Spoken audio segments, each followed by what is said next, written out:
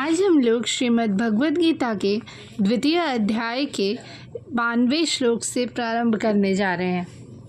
पिछली वीडियोस में हमने 91वें श्लोक तक खत्म कर लिया था, जिसमें हम देख रहे थे कि भगवान बता रहे हैं कि जो भक्ति में लोग होते हैं उन्हें अच्छे बुरे कार्यों से मुक्ति मिल जाती है और वो समस्त दुखों से परे हो जाते हैं और जन्म मृत्यु के चक्र से छूट लेते हैं भगवान की भक्ति करके। जिसके पश्चात ओम श्री परमात्मने नमः अथ द्वितीयोऽध्यायः श्री भगवानुवाच यदा ते मोहकलिलं बुद्धिर्व्यतितरिष्यति तदा गन्तासि निर्वेदं श्रोतव्यस्य श्रुतस्य च। जब तुम्हारी बुद्धि मोह रूपी सघन वन को पार कर जाएगी तो तुम सुने हुए तथा सुनने योग्य सबके प्रति अन्यमनस्क हो जाओगे। भगवत भक्तों के जीवन में ऐसे बहुत सारे उदाहरण हैं जिन्हें भगवत भक्ति के कारण वैदिक कर्मकांड में विरक्ति हो गई।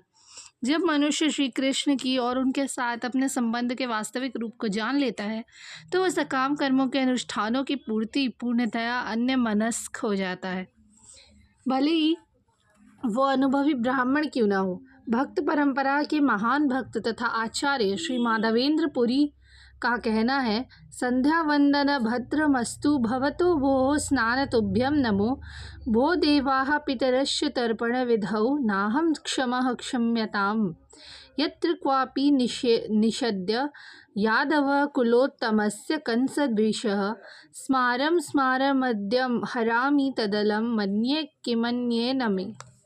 हे मेरी त्रिकाल प्रार्थनाओं तुम्हारी जय हो, हे स्नान तुम्हें प्रणाम है, हे देव पितृगण, अब मैं आप लोगों के लिए तर्पण में असमर्थ हूँ। अब तो जहाँ भी बैठता हूँ यादव कुलवंशी कंस के हंता श्री कृष्ण को ही स्मरण करता हूँ और इस तरह मैं अपने पापमय बंधन से मुक्त हो सकता हूँ। मैं सोचता हूँ कि यही मेरे लिए पर्याप्त है। वैदिक रस्में और अनुष्ठाने या त्रिकाल संध्या प्रातःकालीन स्नान पितृतर्पण ये सब नवदीक्षितों के लिए अनिवार्य है, लेकिन जब पूर्णतः कृष्ण भावना भावित हो जाते हैं तो कृष्ण की दिव्य प्रेमा भक्ति में लगे हों तो उन्हें इन विधि विधानों के प्रति उदासीन हो जाते हैं, क्योंकि इससे पहले ही सिद्धि प्राप्त हो जाती है तो ये सब करने की आवश्यकता नहीं रह जाती।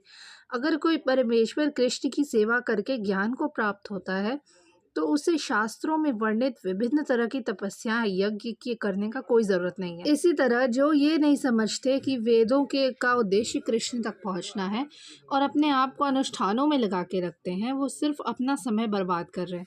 कृष्ण भावना भावित व्यक्ति शब्द ब्रह्म की सीमा या वेदों तथा उपनिषदों की परिधि को भी लांघ जाते हैं।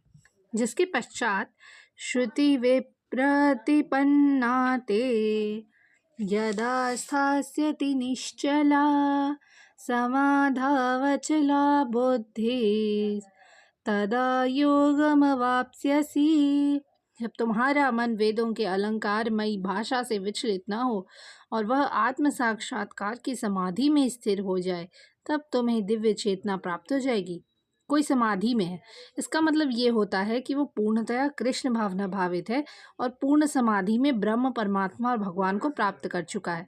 आत्म साक्षात्कार की सर्वोच्च सिद्धि ये जान लेना है कि मनुष्य कृष्ण का शाश्वत दास है और उनका एकमात्र कर्तव्य कृष्ण भावनामृत में अपने सारे कर्म करना है।